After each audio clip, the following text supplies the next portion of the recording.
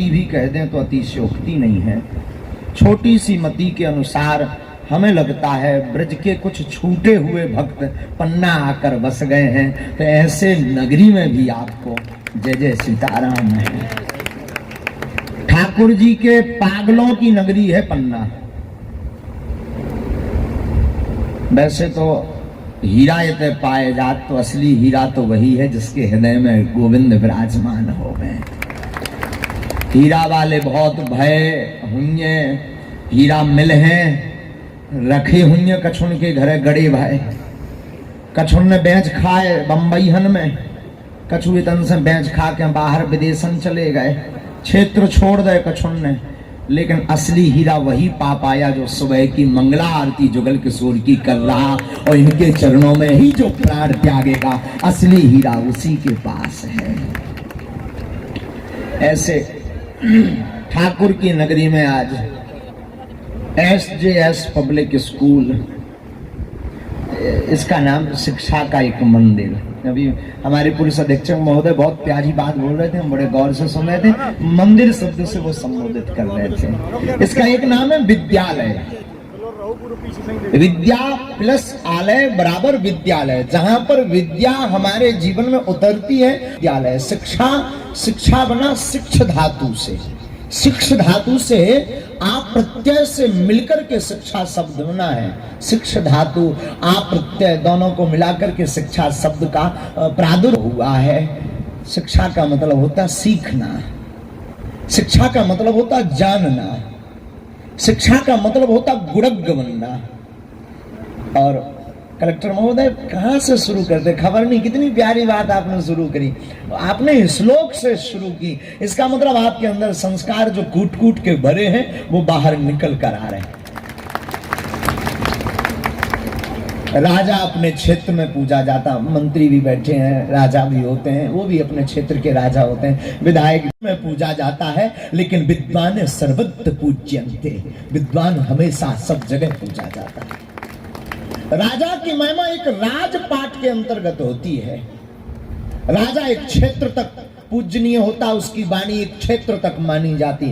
पर जो शिक्षा को ग्रहण करके विद्या ददाति विनयम, जो शिक्षा को प्राप्त करके विद्या को प्राप्त करके विनयता प्राप्त कर लेता, नम्रता नमता और साधारण जीवन जीना प्रारंभ करके दूसरों को जगाने का पुरुषार्थ संकल्प दृढ़ कर रख लेता, वो सर्वत्र पूजा जाता। अपितु केवल एक देश में नहीं, विश्व में भी वह पूजा जाता है।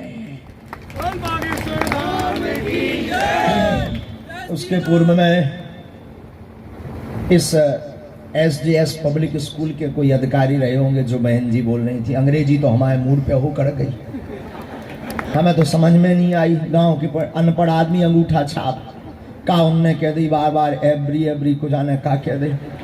हमारे तो मूड से बाहर हो गई। हम तो कछु देर में कह चाहती के कह तो हमें कोनो माइक अलग से दे दो जो हिंदी बोले, नहीं तो हमारी समझ में नहीं आई। जो भी बहन जी ने बोलो, हम तो एक ही निवेदन करेंगे, आप कितनी भी अंग्रेजी सीख लें। एक अंग्रेजी से ध्यान आया, अंग्रेजी पर कटाक्ष नहीं है, लेकिन हम बुंदेलखंडी आदमी हैं। बहन जी ने अपनी भाषा में बहुत सुंदर बात कही कि केवल आपका बालक विद्यालय में ना पढ़े, विद्यालय के स्कूल के साथ साथ जब तक अभिभावक अपने घर पर एक निजी विद्यालय नहीं बनाएंगे तब तक आपका बालक व्यवस्थित नहीं होगा, वह गुणज्ञ नहीं होगा। शायद हम ये सार समझ पाए उनकी बातों का।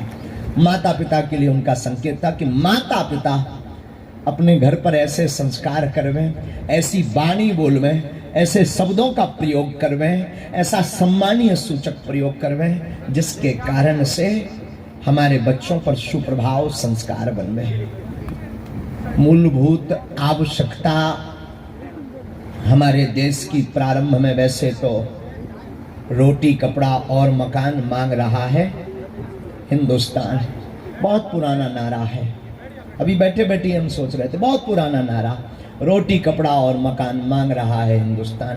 पर किसी बुद्धिमान व्यक्ति से एक बार एक पत्रकार ने पूछा, नारद जी से।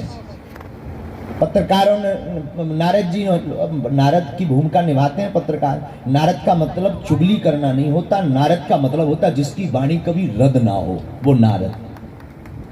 तो पत्रकारों ने पूछा एक बुद्धिमान से, कि आप भारत को किस प्रकार से देखना चाहते हो, भारत सरकार से आपकी मांग क्या है। सरकार अगर आपकी बने तो आप भारत सरकार से मांगेंगे क्या। उसने बहुत करोड़ों की बात बोली, उसकी बात हमें हृदय को छू गई थी। वो पत्रकारों को कह रहा था, माननीय हमें भारत सरकार से न रोटी चाहिए, न कपड़ा चाहिए, न मकान चाहिए, सिर्फ शिक्षा दे दीजिए, केवल शिक्षा दे दीजिए, रोटी कपड़ा और मकान हम अपने आप कमा लेंगे।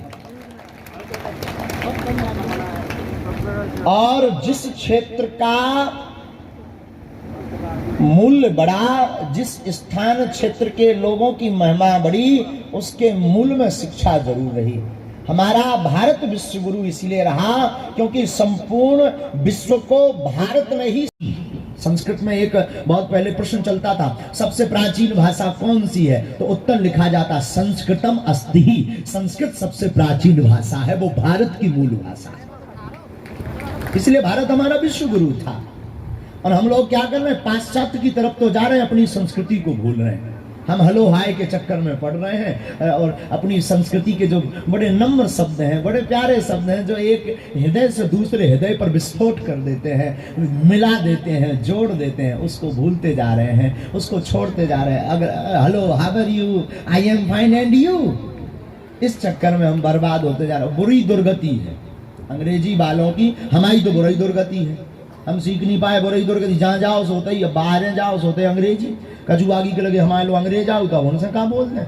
हम तो बाद में ठठरी भरा सीधो जो ही बोल रहे हुए लगन रहे जी आशीर्वाद दे रहे, हम भी कहने लगे बड़ो बार हो आए ले।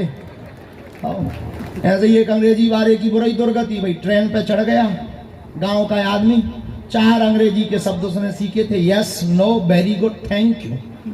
5वां कोई अक्षर सीखा ही नहीं, रहा होगा हमारे जैसा। उसने बोला yes no very good thank you, जो भी मिले तो वो 4 ही शब्द बोले, yes yes yes, no no no, very good thank you thank you. लेकिन उसे अर्थ पता ही नहीं था कि इसका अर्थ क्या है, न यस का, न नो का, न वेरी गुड का।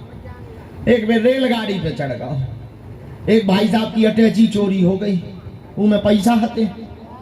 वे भाई साहब आए, जही बैठे थे सीट पे, बोले क्यों आपने सर क्या हमारी अटैची देखी। इसने सोचा कि अंग्रेजी बोलने का बढ़िया मौका है, चूको मत। ये बोला यस यस यस यस। अब अर्थ तो पता ही नहीं था, तो जिसकी चोरी वही थी वो बोलो यार भाई साहब जब तुमने देखी है तो बताओ कहाँ है, दो। तो इन्होंने दूसरा ठोक दिया, no no no no no.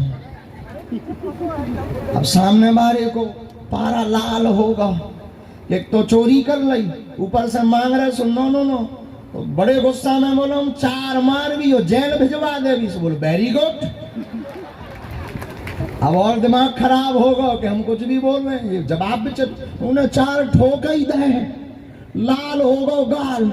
अब इनने सोची कि थैंक यू तो बोला ही दो, जो कहना रहेगा। तो बोले थैंक यू, बुराई दो दशा। जब बाद में पता लगो कि मारो है, बोले अटैची। बोले कहाँ की अटैची, बोले तो हिंदी पहले का नहीं बोलते। बोले अब मार खा गए, अब सुन लो, आप चाहे जितनी अंग्रेजी सीख लो, आपको आना अपनी संस्कृति में ही है। हम एक बार एक बच्चे को बता रहे थे, वो बच्चा बोला था महाराज जी किसी भी व्यक्ति को बहुत सी भाषाएं आती हों, उसका कैसे पता लगाया जाए कि ये कौन से भाषा का मूल भाषा इसकी कौन है, मातृभाषा इसकी कौन है, इसका कैसे आप पता लगाएंगे। हमने उसको कहा कि उसको आवेश दिलवाओ, क्रोध में व्यक्ति अपनी मातृभाषा ही बोलता, गुस्से में वो कितना भी पढ़ा लिखा हो, क्रोध में आदमी अपनी मातृभाषा का ही प्रयोग करता। जैसी गाड़ी हूं हल्के में देते रहो वही देत क्या आवाज आ। तो हम निवेदन ये करना चाह रहे हैं कि स्कूल प्रबंधक से भी, और हमारे बड़े प्यारे नरेंद्र शुक्ला जी ने इस स्कूल को, विद्यालय को आज प्रारंभ करवाया है। हनुमान जी ऐसी कृपा करवे कि इस विद्यालय में जितने भी पढ़वे सबका भविष्य उज्जवल होवे और सब संस्कार का प्रचार करवे और भारतीय संस्कृति का पूरे भारत के साथ साथ विदेशों में भी प्रचार करवे। यही प्रार्थना है हनुमान जी से। और हम जब अंदर ऑफिस में बैठे थे तो हम फोटो देख रहे थे जिनके नाम से इन्होंने विद्यालय खोला। आज इतना बड़ा विद्यालय खोल रहे हैं, इस मंच पर बड़े बड़े गणमान्य बैठे, इतने लोग बैठे, जरूर इनके पिताजी यहीं कहीं बैठे होंगे और वो भी बड़े गदगद होंगे कि हमारा बेटा ऐसा निकला जिसने विद्यालय खोला। और शिक्षा व्यक्ति की मूलभूत आवश्यकता है, जिस शिक्षा का अध्ययन करके प्रत्येक बालक भारत का भविष्य बनेगा। हमें अपने देश की, अपने क्षेत्र की स्थिति को सुधारना है तो हमें अपनी शिक्षा नीति पर बड़ा जोर देना पड़ेगा। खूब पढ़ना पड़ेगा, खूब पढ़ना पड़ेगा। स्वामी विवेकानंद ने भारत का डंका विदेशों में बजाया। किस कारण से? शिक्षा के कारण, अध्ययन के कारण, गुरु कृपा के कारण। और विद्यालय में भी एक गुरु होते जिन्हें शिक्षक कहते। अंग्रेजी में जरूर उन्हें टीचर कह दिया, सर कह दिए, पर हमारे, हम तो गांव के आदमी हैं, हम तो उन्हें गुरुजी कहते थे। गुरुजी पढ़ा रहे हैं, गुरुजी हमें सिखा रहे हैं। और गुरुजी का वो खौफ बड़ा खतरनाक होता था। जितने अभिभावक बैठे हैं, हम आपको एक सूत्र के साथ बात कर रहे हैं। संसार में कुछ भी असंभव नहीं है, प्राप्त करने वालों की दृढ़ता मजबूत होनी चाहिए। आप सबने बारातें तो देखी, सबको खूब हमें जो है 10-15 मिनट खूब तुम उनने सुन लो। अब हमें जल्दी जाने भी है। अब आज हम